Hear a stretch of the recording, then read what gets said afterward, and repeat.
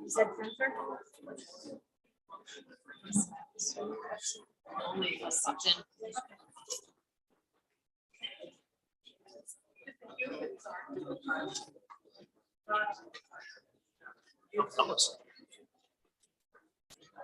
Hey, Jason.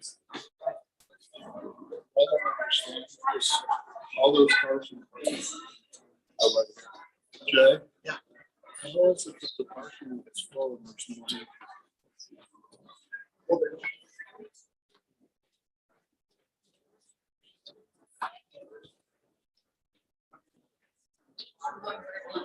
Yeah.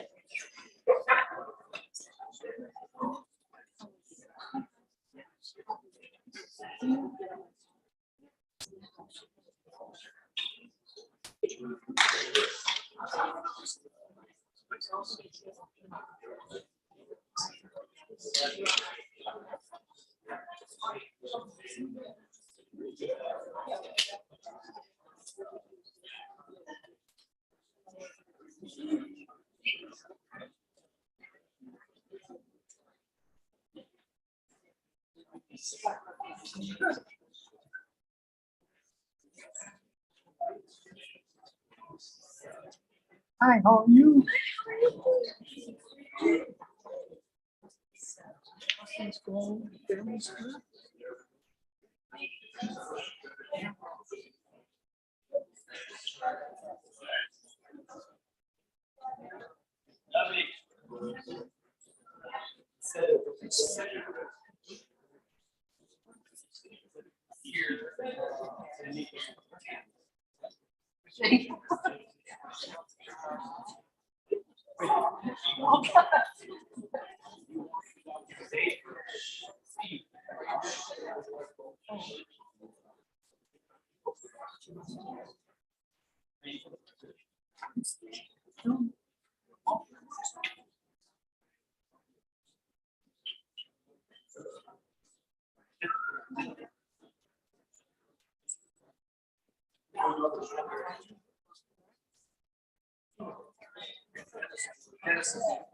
Excited that I figured out that.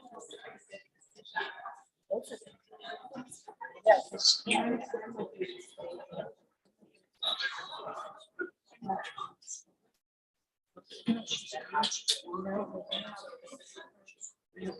I have a big ship, but not much.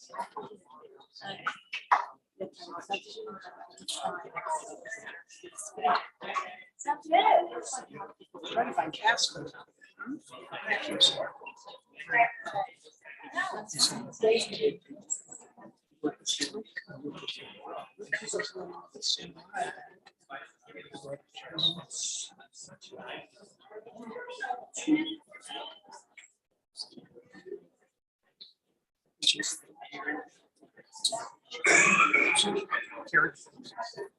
Carrots, heavy Jason. Sorry. Sorry. I know.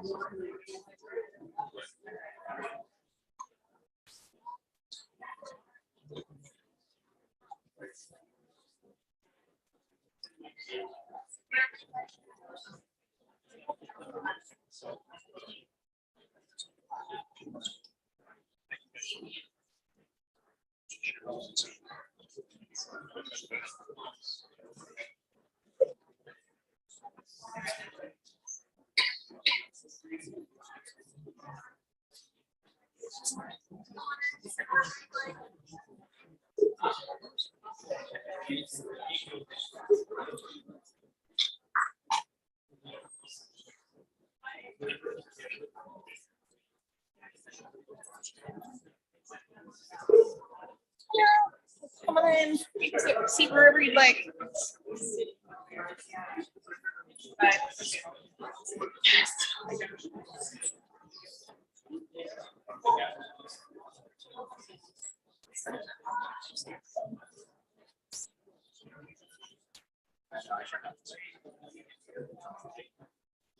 Wherever you're comfortable.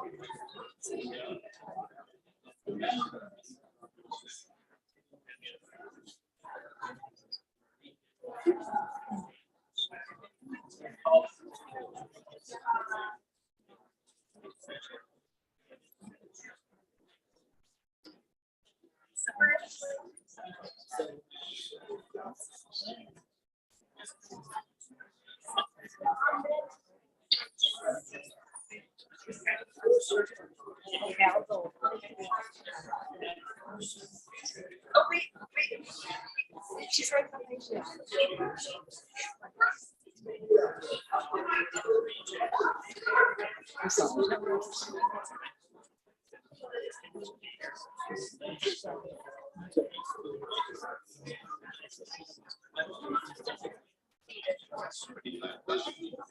He says.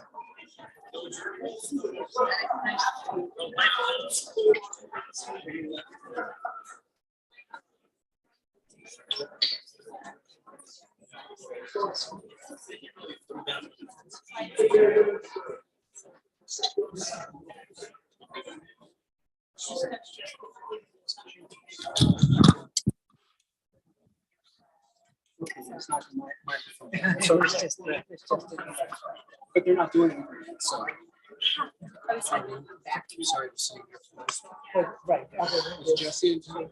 Yeah, they probably, I don't think so. Oh, right, right. That sounds like he's my brother, and I. Yeah, no, but it's not. Yeah. Yeah, no, but it's- yeah. Like, you see, Yeah.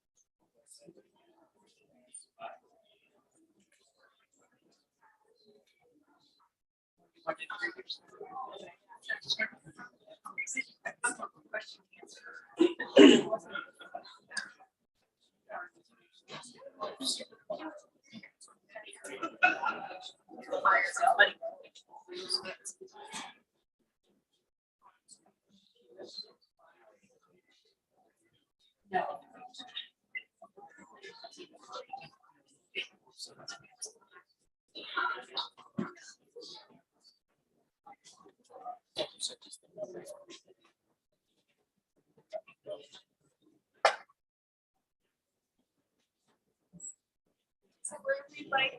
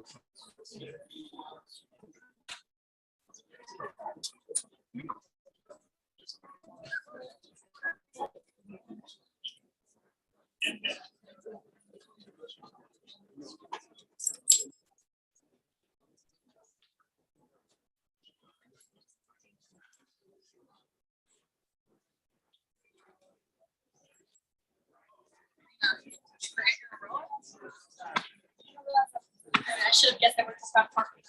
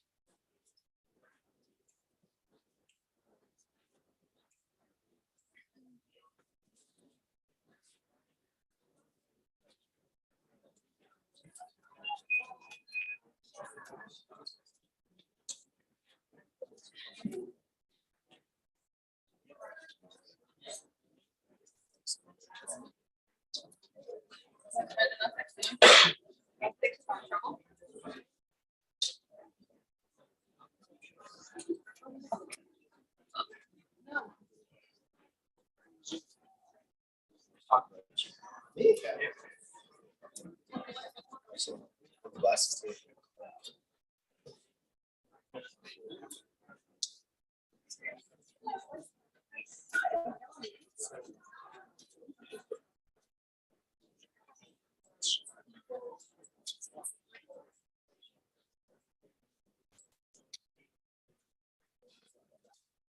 Oh, yeah. So there's somebody over here. That's it. Okay.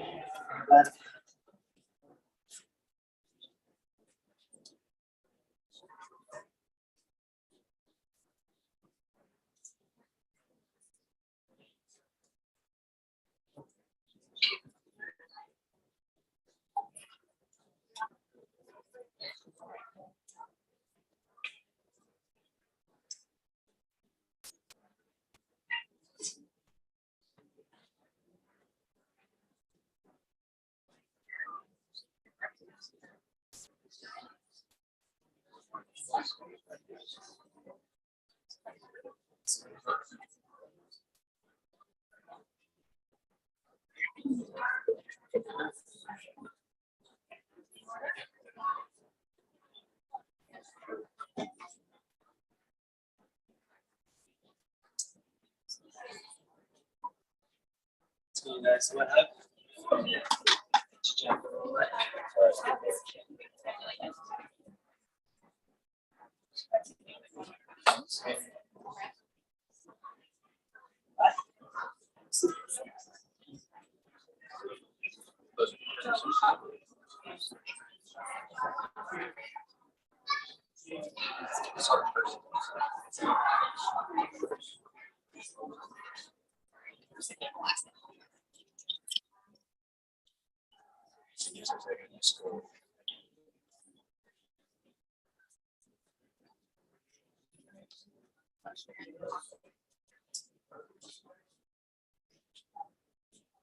I care like there's a conflict.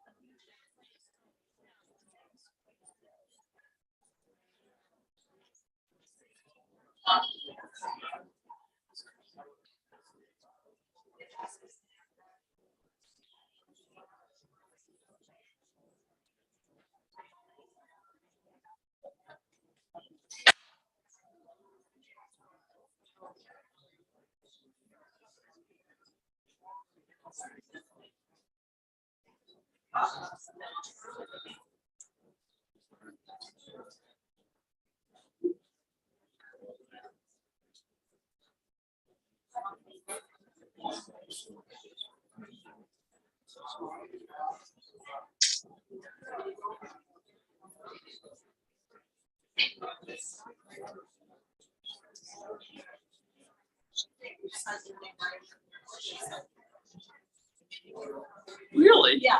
Well, she wrote it and then there's someone else who did it. Or maybe she went to put her coat away, but you just put it.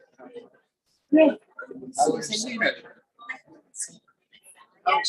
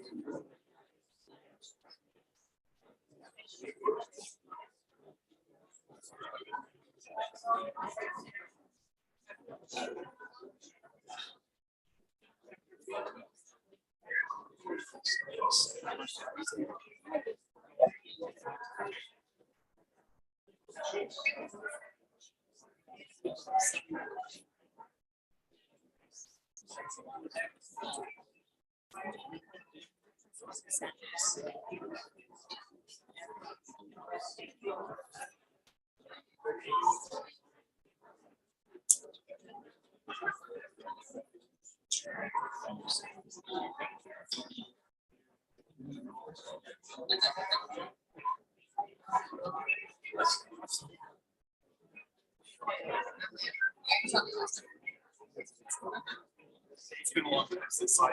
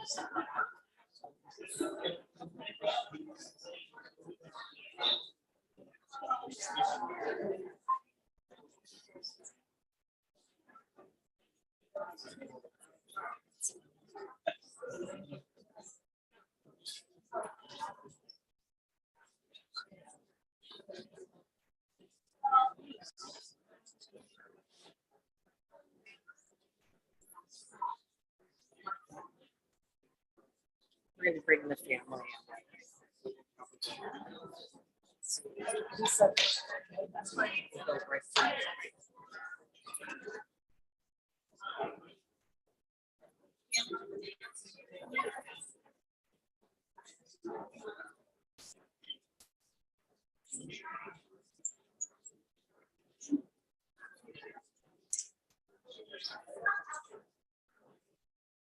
Ladies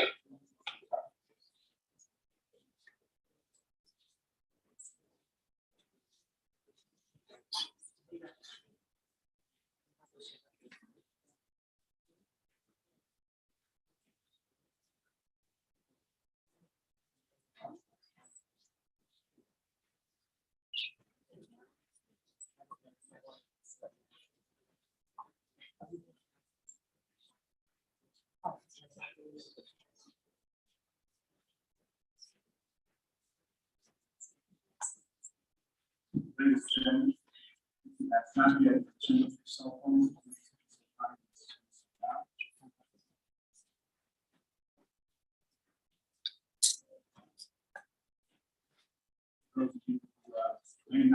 didn't have to buy it. I moved alongside some not beside some now about here. And I work alongside Rabbi said, sure, I'm going to ask Rabbi Cyrus and begin service of prayers.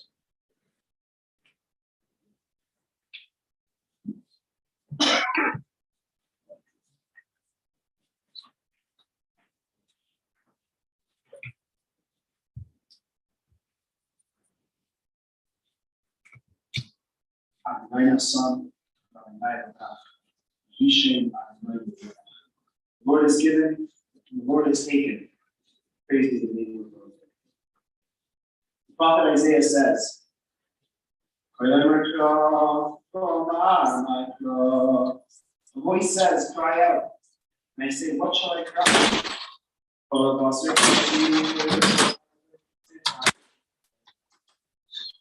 flesh is grass, and all its beauty is like the flowers of the field.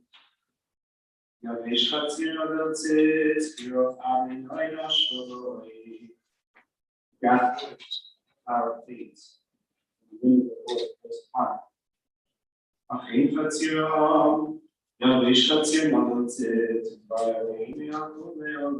it. Surely people are like grass. Grass withers and flower fades. The word of God should endure forever.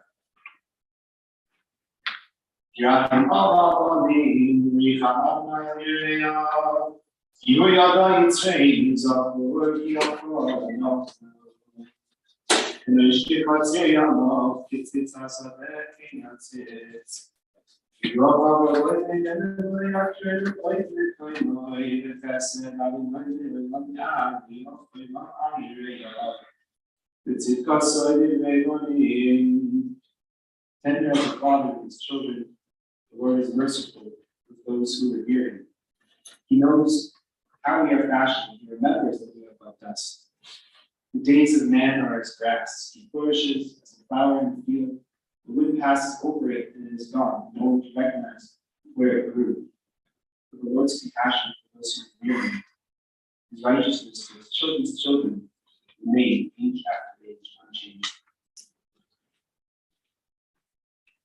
David says, chapter 23 of Psalms, Mizmor leDavid, Adonai Elohim v'yatzor, Minos Peshe Yitzeni, Amenu Chaysinai, Nafshir Shoyve, Yamchid V'Avetzeh, Menah Shemoi, Yam Kiel V'Geitz Amoves, Yirah Ki Atoim Avi, Shivtacholi Shantecha, Imai Nachalui, Tarek Shuvah Levitzeroi, Mishanta Hashem Reishi Kaisim Bivaya, Ate Bokesed Yudui Koyimei Kayoi, Vishamti Yitzam Noi Vivaya.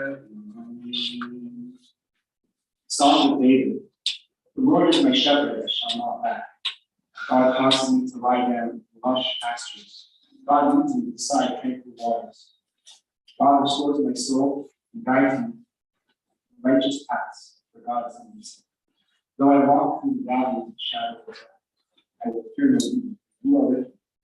You set there and stand with comfort. You prepare a table before me, full view of my adversaries. You have anointed my head with oil, and my cup overflows. The only goodness and kindness pursue me all the days of my life, and I shall dwell in the house of our Lord for many days.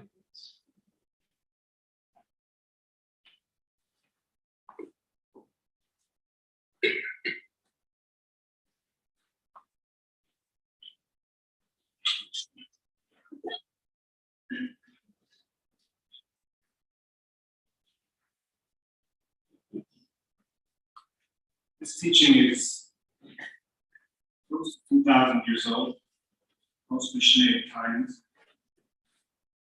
Fear not death, for we are destined to die.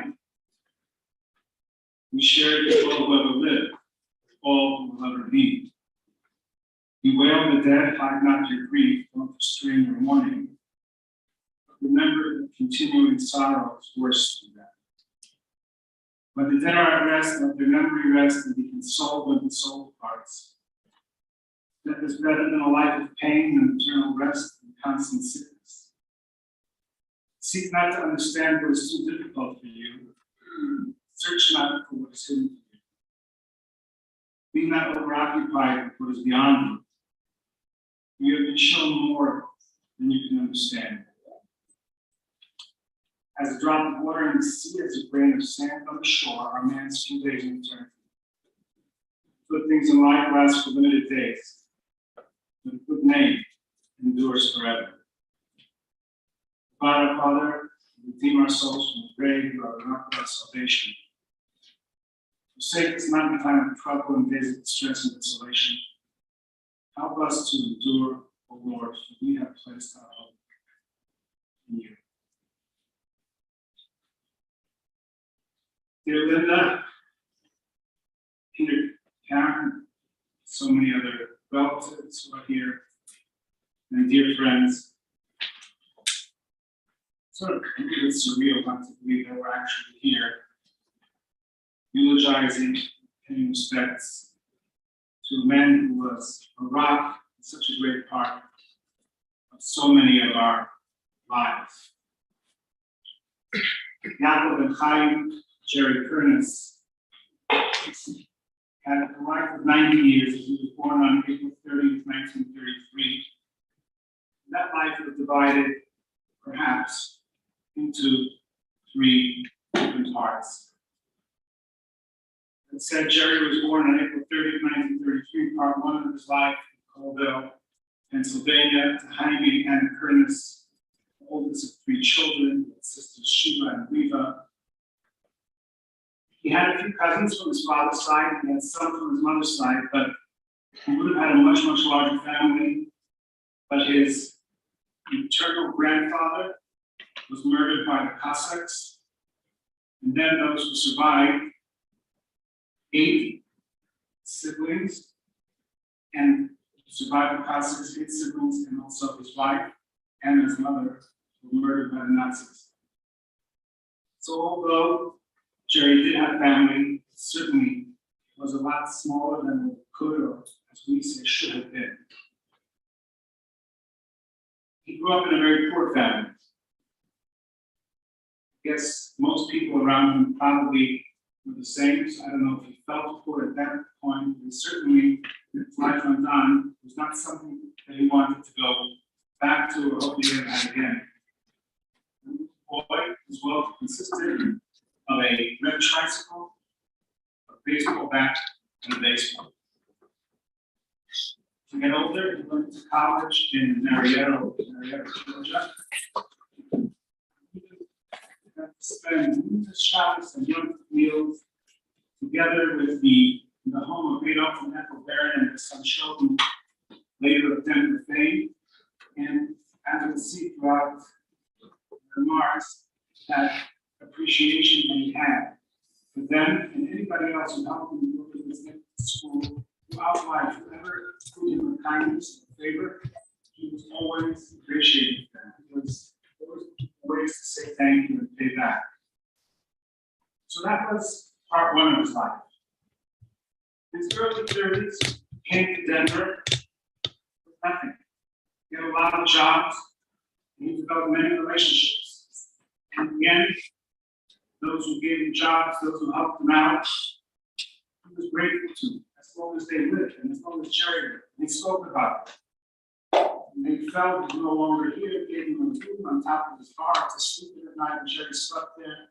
And a few years after his passing, Jerry spoke about that. That's who he was. And the relationships he developed in those years, he never forgot those relationships. He never forgot where he came from. And he always looked, how can I repay the person? What can I do for them? As the years passed and succeeded in business, he was beloved by his vendors, by his employees, others who he came across in business, because he was so kind to people, people loved him. And if somebody wronged him throughout his life, Jerry was a forgiving person. He was a very forgiving person. Jerry always had a kind word to say, and I'd like just to share with you a brief thought. And the Torah reading that we're going to read in 2 days, on Shabbos morning in Shul, God in His Torah, in the book of Leviticus, at the end of the book, prohibits, aside from stealing, it's a different prohibition, cheating people in business. There's a specific prohibition in the Torah of being dishonest in business or fooling somebody or cheating somebody monetarily. But alongside that, it's called onas mama, deception or cheating somebody with money. But alongside that, it's something called onas divorah, which is deception or hurting somebody with words. Taking a chance, looking for an opportunity to feel good at somebody else's expense. And in many ways, that violating that prohibition is far worse than cheating somebody out of money. Money is replaceable. Sometimes a person replaces it, sometimes a person doesn't. It's replaceable. My mother used to say that anything that's irreplaceable is not worth anything that's replaceable is not worth trying. But when you hurt somebody and you hurt them with words and you say an unkind word, that can stay with them for life. A jab, an insult, putting somebody down. Jerry was just the opposite. Jerry was the kind who looked to say kind words because it was a good thing to do and to build people up. And I found that building people up was a huge part of Jerry Kernis. Related to this prohibition against deceiving or hurting people with words, it's a very fascinating mitzvah, commandment elsewhere in the Torah. It's really fascinating. I lend you $100 and I'm looking for collateral. So you give me your watch. If you don't pay me back that money, I'm entitled to the watch after a certain amount of time, but certainly as long as the loan is out there, I'm allowed to keep the watch. Listen to this. If a poor man borrows money from you, and he gives you his cloak or his blanket as collateral, at night you have to return his collateral to him. That's a commandment of the Torah. That's strange. I have every right to that cloak. I have every right to that blanket. You got to return that. What good is the collateral? And God teaches us in the Torah and says, yes, you're right. If he cries out to me, you shall not become money. I will listen to him because I'm compassionate. And even when you have a right to do something, be careful because being compassionate comes before being right. Jerry was compassionate. And sometimes even if he had right over the other person, it's kind and compassionate. And that was in stage 2. I don't know about stage 1. That was in stage 2 of his life, and then came stage 3. And stage 3 started 48 years ago. This one woman, Linda, who a number of years later was to become his wife, and they leaned on each other so heavily and did things together and accomplished so much together. That was 48 years ago. I met them in 1989. There was a fellow here in town, some of you may have heard of him, Stanley Wagner. And I got to know him somehow. And my wife doesn't like to know these things, it was my father. The rabbi in town. And when Linda said that she wanted to marry and she wanted to convert, Rabbi Wagner said, I have a perfect teacher for you. I may not have been a perfect teacher, but maybe for them it wasn't enough. And Rabbi Wagner said, I should start learning with Linda, teach her many basics of Judaism as much as I could. And I said on one condition, I was reminded of this morning, on one condition that Jerry joins us. Jerry didn't want Linda to have to learn alone with the rabbi. He's going to be bored out, so be there for security, whatever, to protect her was what he was going to say. He sat in once, and he sat in twice, and he was exposed to Torah, to Judaism that most Jews are never exposed to. And it changed his life. For 2 years. Linda said this morning, and we met twice a week, Tuesday and Thursday, at their home, 3 hours at a time. I wouldn't do that today. 3 hours at a time, twice a week, and Jerry loved it, and they both questioned me, and they went, and this went on for a couple of years. And Jerry loved Judaism before, loved being Jewish, culturally Jewish. He became a committed Jew who believed in Torah, believed in God, believed in tradition, and he became not only individually, but together with Linda, what I'm going to say now, so many things that they did together. They gave tzedakah together, not just to those institutions that they believed in, Jewish institutions that supported and learned Torah. They were kind together, their kindness they did together. They helped build this community. You know, Yankee Stadium used to be called the house that was built. I can't say this is the house that Jerry and Linda built, but certainly it's partially true.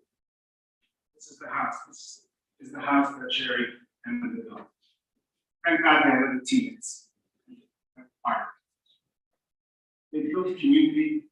They were there for people, and such loyal friends. And I'm sure almost all of you, not all of you, are sitting here today, and your own stories. They were so loyal, and what they really did to help someone. And they became part of my family. They were like uncles and aunts, but beloved uncles and aunts to my kids. They took them, gave them things, they asked after them. You know, I remember once my kids, they were young, and our 20th anniversary, we stored some very small gifts. And we wanted to surprise them. How a bunch of kids at home were going to surprise their parents for the 20th wedding anniversary. They called on them in church to prepare them to help with the caterer and to make everything beautiful.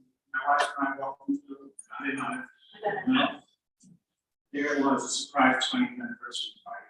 There was countless stories like this. And after Jerry passed, I spoke to almost every one of my kids, and probably with stories just overflowing with memories and stories. And you know, there's certainly a few photo albums worth of Kernis and Meyer. And we helped, as I said, build this community, not only with their money, but with their time, with their love. When something was needed to be purchased, Jerry had a connection.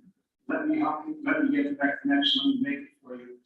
He always had an encouraging word, not only personally, but for the community, for the synagogue, for the learning that was going on. And he became a regular for 25 years. That synagogue regularly, he was here, Shabbos and Yom Tov. Then COVID hit. He once or twice, he felt it was too risky. He moved on, and then by the time COVID ended, his eyesight had more or less left. And except for high holidays, when it did come, he was embarrassed to be here. He couldn't be considered anymore. He was afraid to be called up for an honor at the Torah. Thinking that he was making a mistake. He still came a couple of times afterwards, but 25 years, maybe before, he was here. As long as he was in town, he was here, like clockwork. And Jerry and Linda traveled the world together, and they saw some very, very beautiful places. Everywhere they went, those here who were on vacation with them will attest. Jerry had to check out the synagogues, he had to check out the Jewish community where they lived. This became such a part of Jerry's life. Jerry was a committed Jew, absolutely.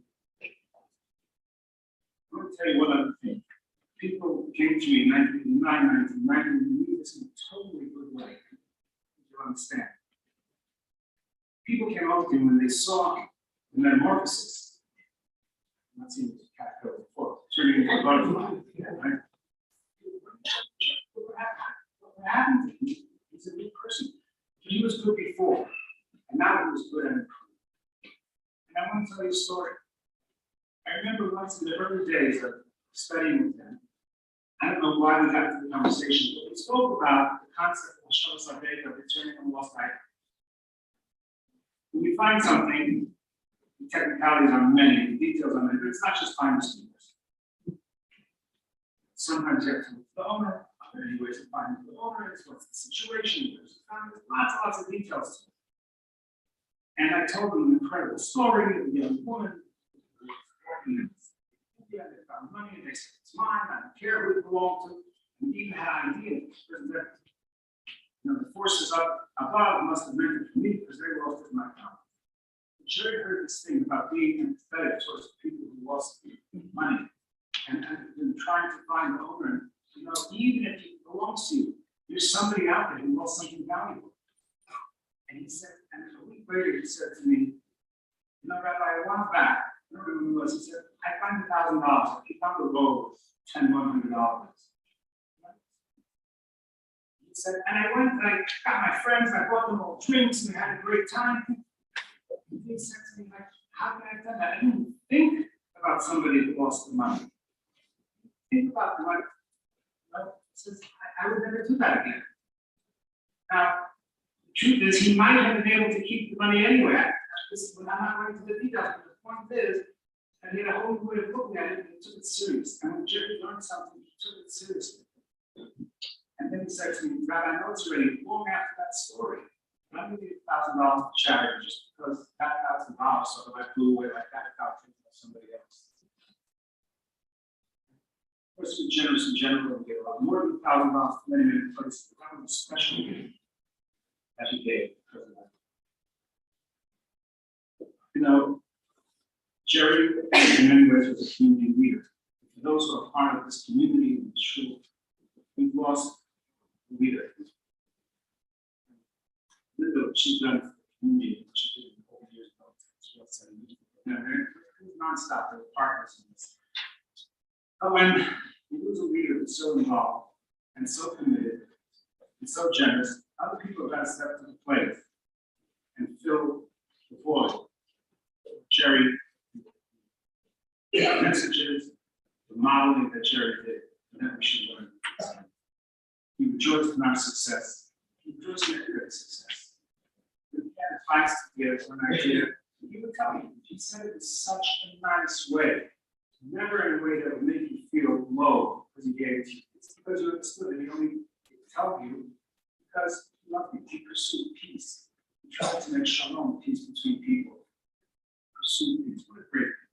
What a great thing. So we lost not only a friend, we lost somebody that we really loved them. And may be God's will that Linda be given the strength to carry on what Jerry did, but the strength to continue by virtue of the memory and the great things that he did together. God grant you courage, that strength, and friendships continue to carry a very long life to old age. Huge muscle, sweet kindness. May Jerry's soul be bound up in bonds of life. Now, call upon that and I hear Jerry here, and Jerry Linda,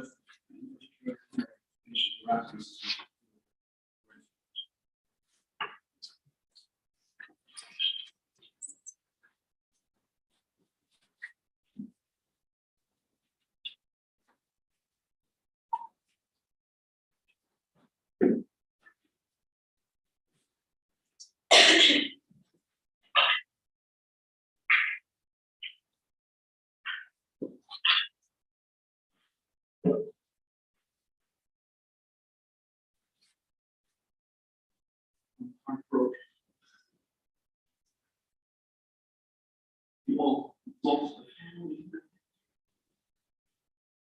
I believe I am speaking to all of you who, like myself and my family, consider the Kernises as family. I want to begin by mentioning a statement from the Talmud states as follows. The Talmud compares the time of departure of the soul to a Torah scroll that was burned. How is a soul compared to a Torah scroll? One of the main commentators on the Talmud, Rashi, explains and says the following powerful statement. Every soul among Israel is filled with Torah and mitzvahs. And every soul is filled with Torah and mitzvahs. When the soul is gone, it is like the Torah scroll is gone. I feel it is so apropos to have this setting right here in the holiest place, right in front of the Holy of Ark, where we store the Torah scrolls. We're in a setting speaking about a Torah scroll. My family has the greatest honor and pleasure to become part of the extended Kernis family. As I said, I'm standing among so many who consider Jerry and Linda their closest family. I want to focus on a few points regarding how Jerry's scroll is filled with Torah and mitzvahs. I want to begin by talking about Jerry's love of Torah study. I had the privilege to come to the home once, twice, 3 times a week to sit together with Jerry to study Torah. I want to share with you what we studied. Jerry, in particular, connected to one specific commandment in the Torah that tells us as follows. The Torah, the verse that says as follows, remember the days of old, understand the years of generation after generation. Ask your father and he will relate it to you, your elders, and they will tell you. This is all about studying history, and particularly Jewish history. We studied in the last 6 months, a few times a week, the book written by Rabbi Beryl Wein, named In the Footsteps of Eliyahu Hanavi, which is an historical journey through the countries of our diaspora. You come into the home, you see the book right there, right by the kitchen, with a mark exactly where we hold it. The lesson, I want to share with you a very particular lesson that Jerry kept on bringing up every single session. He was loving it so much. It was like sitting with a colleague in junior high. He was so alive when we started reading together. There is one point that he picked up as we were traveling through that diaspora. And he took note of the fact that every single place where Jews have been, Torah study has been the central of their existence. And we kept on seeing it over and over, where we come every single time. He says, stop right now. Did you hear that again? Did you hear that? The Jews were successful because they believed in education. They were literate. 5-year-olds, 6-year-olds, 7-year-olds, 8-year-olds. They were studying the alphabet. They knew how to write. They knew how to read. They kept on studying from young age. So of course, they survived. They had the tools to succeed. He had such passion about education, and particularly that Jewish education. I want to bring out another point. I want to speak about Jerry's humility. Jerry became a frequent guest in our homes, even at a time that no one else was invited, but Jerry was there, such as the surprise parties that they held for us, for me as well, Father Meyer. In that regard, as you all know, Jerry loved his garden, but he loved other people's gardens no less. It was last year, and I told you, Jerry knew I'm waiting for his maid, because we've got to plant the garden. Where last year, Jerry said, my wife Bestie, we're going to the store together. So they went together with my then 11-year-old daughter, Yael. You have to see an 89-year-old man with an 11-year-old girl. You had to see that. It was so natural. It goes without saying. Every member of our extended family, heartfelt.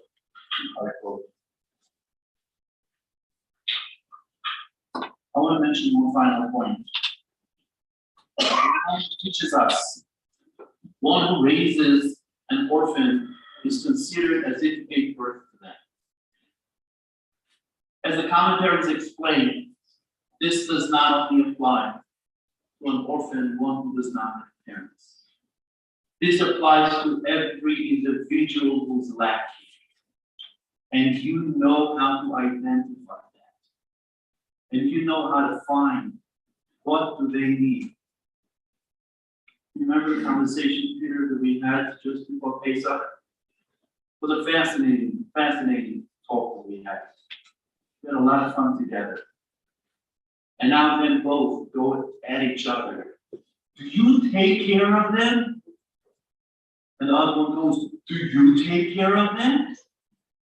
When somebody is by you, you have to think about their needs.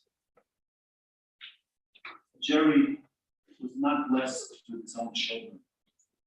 He was blessed with many children. Many children. And I just want to end with perhaps it will explain to all of us how shocked we are. Generally, people are not shocked, but people 90 years old that they pass on, someone perhaps expected, not by anyone. It was last week. I visited Jerry in the hospital, and we got into a small disagreement. Linda, you were there. And for those who appreciate it, she said, "Sein Stillman kid," which translates, "Be quiet, my son." Isn't my hero well man with such beautifulness, so fresh.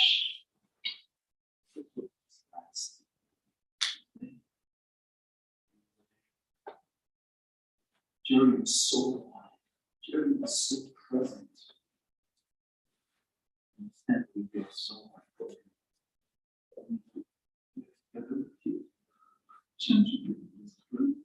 Continue to all of us. Remember, Jerry brings so much merit to you.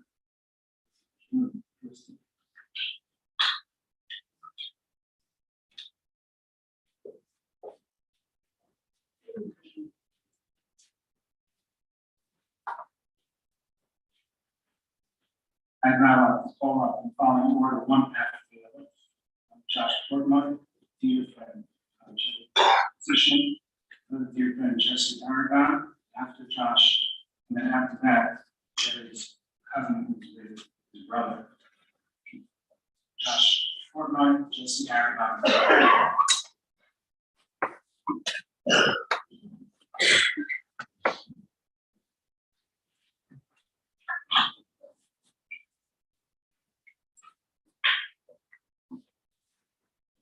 I've been reflecting the last few days that Jerry in his life, he he was really an incredible friend to me and to so many others. His death was unexpected, and despite his age, he was 9 years old, and he looked like he was a 6-year-old. And he was so strong and vibrant and so full of life. Recently, a month ago, he was still traveling around the world with Linda. He had more energy than I. It's incredible to watch. And he had the same love of life and of people that he had maintained throughout his life. It was really remarkable. I met Jerry and Linda 15 years ago. He was Tina that had introduced us, or the rabbi, and he invited me for dinner. It became really a weekly event. And we just spent hours talking about everything. And he knew about everything, about the world, history, and people. And he lived an incredible life. And he loved reading. He was an avid reader, and he read about everything, and loved learning and growing. He shared so many stories and lessons with me that I'm so grateful for the time I spent with him and Linda over the years. And he's been there for so many decisions in my life that changed the course of events, that it's one thing to be grateful when someone kind to you, but I don't know how you can ever really properly thank someone when they change your life. Our friendship really changed the way that I look at so many things that I'm very, very grateful for. Peter said the other night in God's House, there were 3 phases of his life. There was his upbringing in Pennsylvania, his years in business, and then his marriage to Linda. And I can't tell you how many times he said to me that his life started when he married Linda. And he said it was the best decision he had ever made. He loved her, as you've heard so much about his kindness and his compassion. I think he found one person who had more kindness and more compassion and more empathy. And that's why I loved her so much. And he told me that she brought back spirituality into his life. And how I talked about learning, he would tell me all the time about how that learning was transformative for him in those years, and he felt so enriched by it. They were married for 48 years, and they lived every day to the fullest. And no matter where I would go with them, it would be at the coffee shop, it would be at a restaurant. There were people that would come over regularly. I don't know, remember me 30 years ago, I used to work for you, or we had so much fun with him, and he would smile, and we would pick out the one event or the one piece about them that he remembered, and he just had a way of connecting with people that was just so warm and so real. I could talk about him for hours, but I want to focus on 3 parts of his personality that were special to me. And the first was his heart. I thought for a little bit of it, he was so appreciative of everything that anyone ever did for him. That it's a lesson for all of us. I mean, he must have told me 10 times about his aunt who paid for his college tuition when he had nothing. And I mean, time and time again, he was like, as if it was yesterday. And he would bring that, and he wanted to find ways to repair. And there was, I saw Sandy Felter, who told me that his father, when he first moved to Denver, he gave a place to live, and Rick King meals there all the time. Peter, Jesse, there's so many people that he was grateful for. I remember every detail, and the way he spoke about it, he was a very, very appreciative person. He appreciated everything that you can give in life, and he never took anything for granted. The second element was his ability to really live life to the fullest. What it really means to, and for me, it's a lesson as far as being able to live life and be completely content. What real contentment means. And it reminded me of something I heard years ago that there's a story in the Bible about Joseph's dreams. That Joseph had been in prison. And Pharaoh called him to interpret the dreams. And there were 7 cows, fat cows, skinny cows, and the 7 skinny cows ate the fat cows, and Pharaoh didn't know what it meant. And Joseph came and there's a Russian on that says, Russian father by what does it mean? It said the cows were beautiful and they had a lot of meat on them. And I guess Russian father by what does it mean that you have a beautiful cow? Russian says he says that it doesn't mean that the cows were beautiful, it's the way that the cows look at each other. I mean, the cows represent the people. And Russian is defining what it means to be satisfied with life. What does it mean to really be content with everything you have? It's not how much you have, but it's the way you know that you're really content in life is when you could look at everyone around you and be happy for them. And so when these messages that the 7 years of plenty, when people were able to look at each other and be happy for what other people had, and be content for all of their joys and all of their symptoms, that's when you know that you're content with what you have. And I think that embodied everything that Jerry. He was so happy for everyone around him. He connected in such a way that that everyone felt it. It wasn't just me, but I know everyone in this room felt it the same way I did.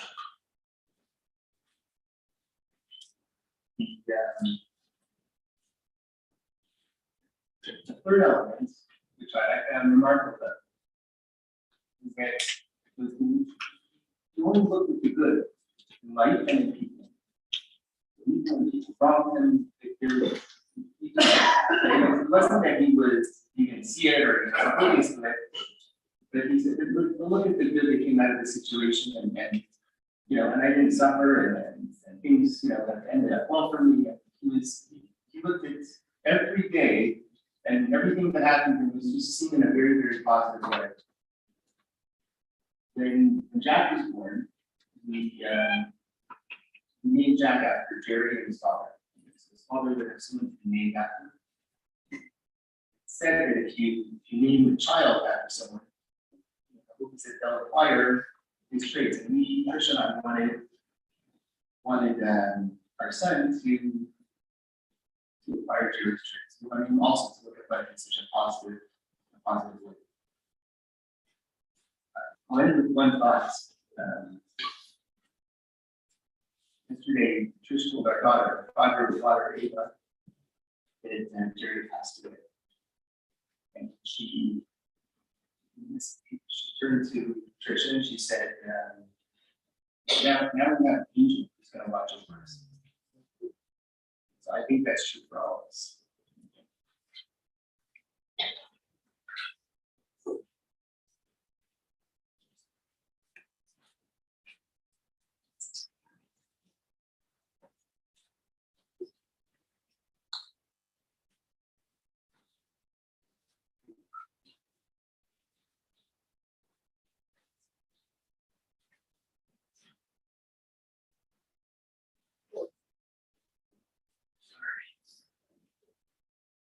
I've known Jerry for 40 years. It wasn't until 21 years ago that my father, Henry Sperber, before he passed away, he had about 6 months. He said, Jesse, you have Jerry and Henry in your lives.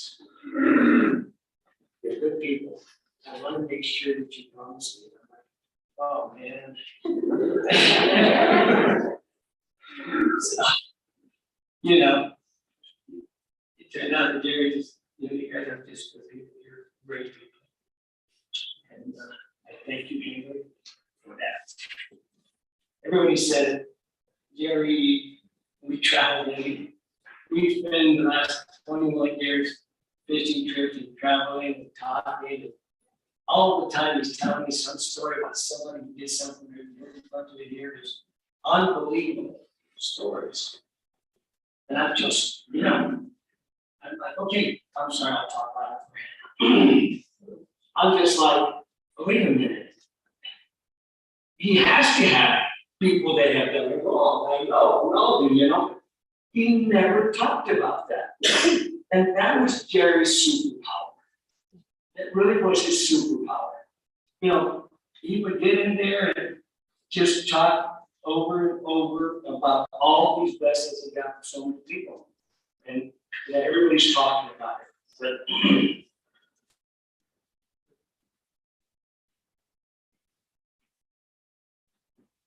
you know, we've all heard this, love your neighbor as yourself. That which is hateful to you, do not do to your fellow man. And rabbis spend their whole life, and spiritual leaders spend their whole life trying to get that across to us. You know, trying to get these things across to us. And, you know, I'd like to share this little story with Jerry on how he got it across to me. I'm sharing this with you because I'm sure many of you have this same, this can help you in your life also. I was talking to Jerry, telling him about a problem I had with the rabbi. Whining and complaining. And he looks at me, and you can see his compassionateness, and he tells me just like this, he goes like that. What's the matter with you? Grow up! I'm just like, and I tell you what, he was right. I had to grow up. I had to grow up. And it was at that moment that I got what the rabbis had been trying to teach me all these years, and all the spiritual leaders, and every one of us is trying to hear. You know, I'm hoping that all of you will take this thing that Jerry has in him and that he was doing all these years, and whenever you have a situation that you want to whine or complain or talk about your problems, about so and so, they did me wrong, they did this, just tell yourself, grow up. I do that all the time. Jerry, I'm this man.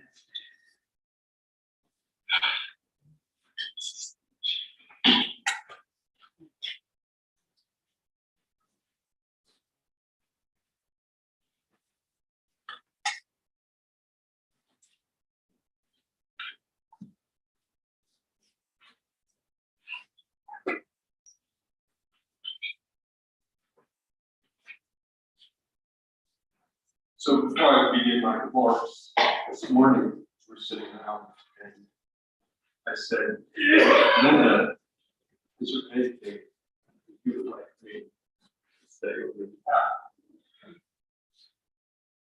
And she quickly responded, and I thought it was very easy to tell you this, but it's not. Because Linda just told me how grateful that she was to have 48 wonderful years with Jerry. Jerry was her soul. How fortunate she was to have Jerry in her life. So I think we all knew that. But good point was said. So Linda, of Meyer, of Aaron, our family, and all of you, thank you for allowing me the honor just to say a few words. First, as a custom and tradition within Judaism, I'm going to ask Jerry, my cousin, my big brother, my friend, my mentor, to forgive us anything that I've ever done to hurt you in any way. Secondly, as we've all heard, everybody here, I mean everybody here, has amazing stories about Jerry. As the rabbi, Josh, so yes, Jerry did have 3 different lives. I was there in all 3 chapters of Jerry's life. But I want to talk about the 3rd chapter of his life. And that's when Linda, Jerry, made the effort to figure out how to live their lives. And what this community, H, has been up to both of them for so many years. Each chapter is just unbelievable, unbelievable. And as I said, we all have stories. But I knew Jerry. I knew Jerry differently than everything. One thing Jerry would want to be said today. Never been thanked. He wanted to thank each and every one of you for touching his life. Meaning so. Jerry is here today in all of our hearts. We all know the size of Jerry's hearts. Because that you can understand what I'm saying. We were in the car on the way over here. My son said to Linda, hey, did Jerry ever collect things of any sort? That's why he had fishing gear and things like that. Jerry collected something else. He collected hearts. He collected all of our hearts. And he didn't take that responsibility lightly. Each and every one of you touched his life. Jerry enjoyed people so much. And he and I often talk about that our grandfathers came from this very small town that wasn't long as this building. And modest is not the word. You heard the rabbi describe Jerry had 3 boys. That was over 10 years. It wasn't he had 3 boys at once. So we often talk about how life was never ever supposed to be this good. How blessed and fortunate we are. And Jerry lived his life, never forgetting where he came from. And it wasn't where he came from economically, it was where he came from as a human being. Jerry had one desire, and that was to do better. He always wanted to do better. And he did better because he did one thing for each and every one of us. He gave us a special gift. He gave each and every one of us, and every person in this room, a little piece of his heart. And that was his most precious gift. Josh said, a heart plateau. Great gratitude to the shepherd. And his lesson and gift for all of you would be how Linda and Jerry lived their lives, full of gratitude. From the time I was a young boy until last week, Jerry and Linda always showed up. Jerry would tell you, show up, be there for your family, be there for your friends, and be there for your community. And that's what Jerry wants you to do. So I feel inadequate in my expression of these words. So I just want to close these last words. My big brother, my cousin, my friend, it's my mentor. And that is, thank you for always showing up for me.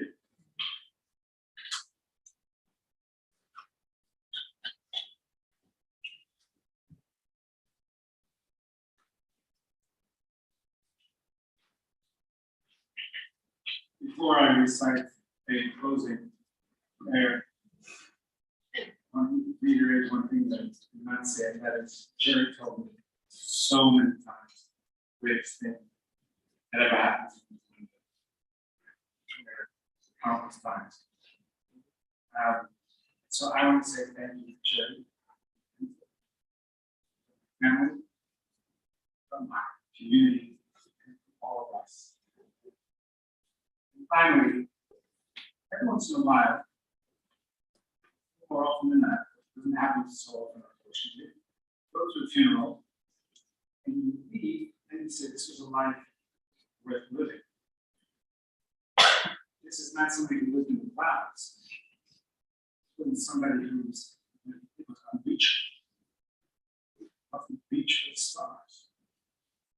I'll learn from Jerry's mind. We should all ask ourselves, when it comes our time, what are they going to say about us? And perhaps that's the way that we can work on improving and learning each other. Our God and God, our fathers, our rock and our redeemer, 1,000 years in your sight is our passing day and hour of night. The generations come and go, while you endure forever. We are always in your hand, O God, in darkness and light, trusting in your love and your judgments. Merciful Father, strengthen those who mourn the loss of Jerry Kernis. Help them to look beyond this moment, help them to realize that death cannot destroy the bonds of your everlasting love and of the memories that we carry of Jerry. Sustain us with the knowledge of our faith, that we will not abandon our souls to the grave, that you will not allow your faithful to suffer oblivion. You, O Lord, have taught us the way of life. To you, our refuge, we gain eternity. Let us say, please rise and recite the Kelmar Rachman, the word of prayer, and the chapter.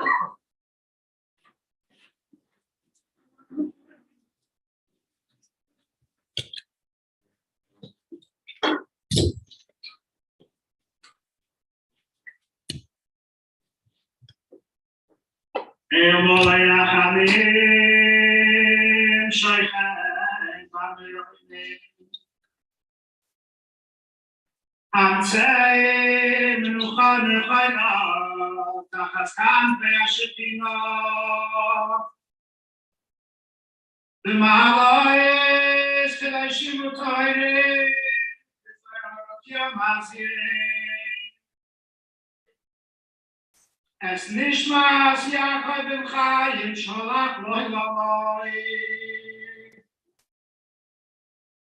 Bavo sham mispalin badas paras nishmosoi.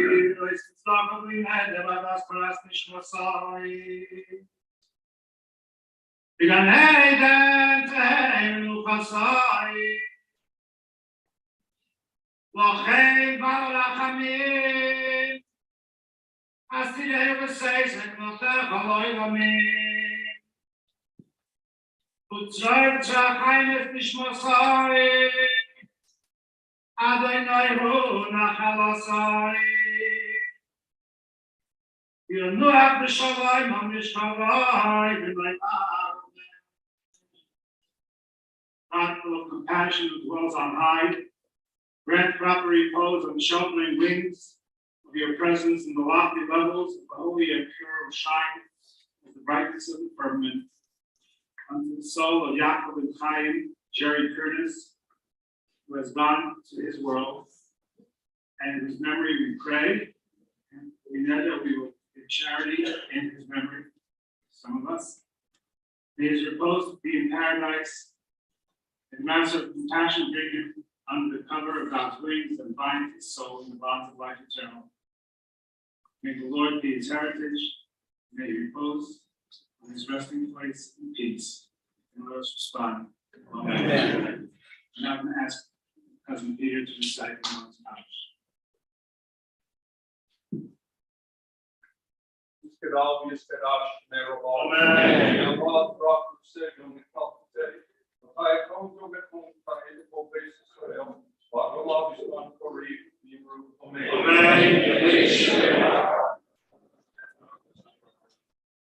Rock, Mishpat, Mispar, Mishman, Misnase, Misadar, Misaled, Misalal, Maybe Kucha, Leila Mikover Kata, Mishirata, Asa, Nakamasa, Damiron, Bioma, Nimru, Amen. Yehesh Lomoraba, Mishimaya, Kai, Malin, Bianco, Yisrael, Nimru, Amen. Kutsa Shalom, Nimru, Uya Shalom, Malin, Bianco, Israel, Nimru, Amen. So Cyrus will be giving us this schedule to Shiva in just a moment, and then someone from Feldman will come up and give us the directions for those who want to go to the cemetery, etc.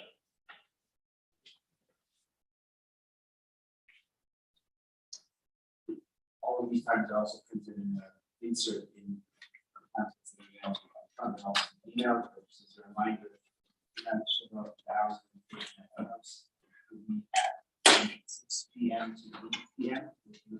service, which is collapsing 25 minutes long, starting at 6:15 p.m. Tomorrow, Friday morning, it's 10 a.m. to 1 p.m. And then Sunday, Monday, and Tuesday, which will be the last day of Shiva, the visitation will be from 10 a.m. to 1 p.m. and then 4 p.m.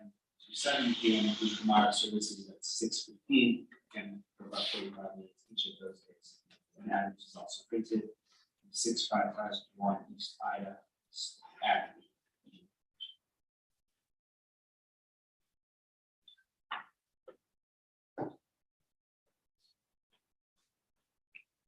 Hi, everyone. We do have a formal escorted procession to Rosedale Cemetery.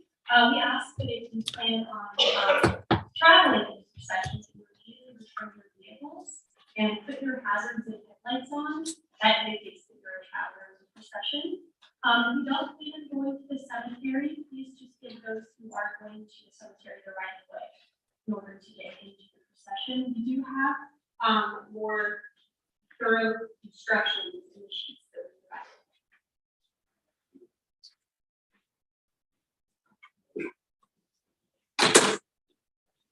We'll get the family. From your board of